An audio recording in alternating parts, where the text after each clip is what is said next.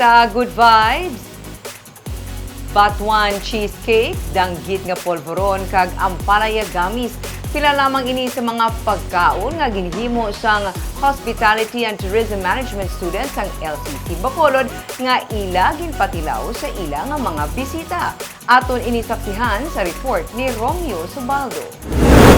Nakatilaw ka na bala sang batuan nga yogurt o kun batuan nga cheesecake kag bar? May batuan man nga pastillas kag batuan nga nougat. Ini ang mga produkto nga himo sang isa ka grupo sa mga Hospitality and Tourism Management students sang La Consolacion College Bacolod para sa ilang thesis. Sunod sa kay Jessa Panes, luyag nila nga i-explore kung paano himuon nga pastries ang pangpaaslom nga batuan. So, hambal namon, why not batuan? Since aslom siya, paano ta siya himuon pastries? Ang pastries is sweet.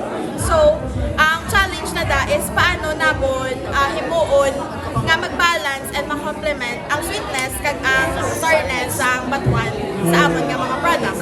Makapila man sila kabeses nga nagliwat-liwat para makuha ang dapat nga sabor sa produkto. Amo man ang team ni Donel Gomez. Hindi sila kauyon sang okra kag amargoso o kun ang palaya. Pero ginpangitaan nila sang pamaagi kung paano himuon nga makagalana ang ini nga mga utan.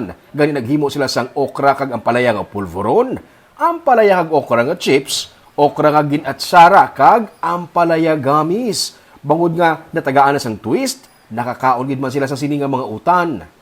So, okra na lang. Since kami man mismo, wala kakaon okra. Wala man kami kakaon. So, we came up with different products and ended up liking it. So, subong kakaon na kami. After sa company project. Since nga, hamba naman, namit man siya galing incorporate with other ingredients. So, that's why we chose this product. Kagang ina naman nga grupo, himo sa mga uga ang ilang mga giluto nga pagkaon. Dried fish nga hopya, dried squid rangon, danggit nga polvoron, dried squid pasta kag dried squid pie. Siyempre, hindi kompleto kung hindi matilawan ini mga pinasahi nga pagkaon sa mga estudyante. So ito yung frozen yogurt. Medyo nag-melt na. Paano siya na-minimize ang sourness niya?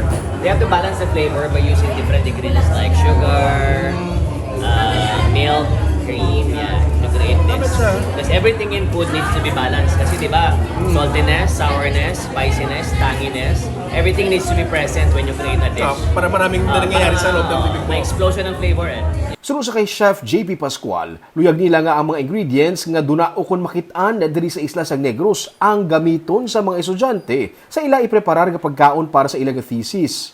Dried fish, no, from Cadiz yan siya, no? So we have batuan. So they have to do a product na out of the batuan. Kanina yung puree na nakita mo. Out of the batuan puree na ginawa nila, dapat may 6 pa na product. So batuan is all local.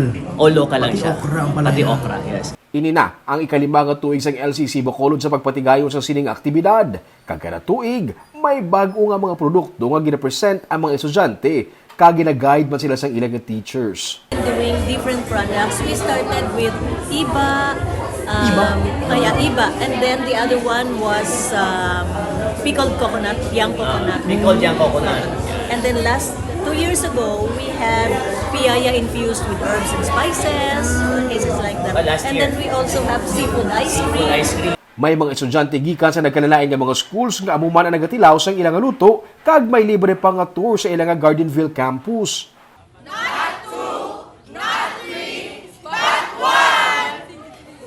Plano Manila nga posible by next year makakam up na ang LCC sang recipe book nga nagaunod sa mga special recipe sang ilang mga estudyante.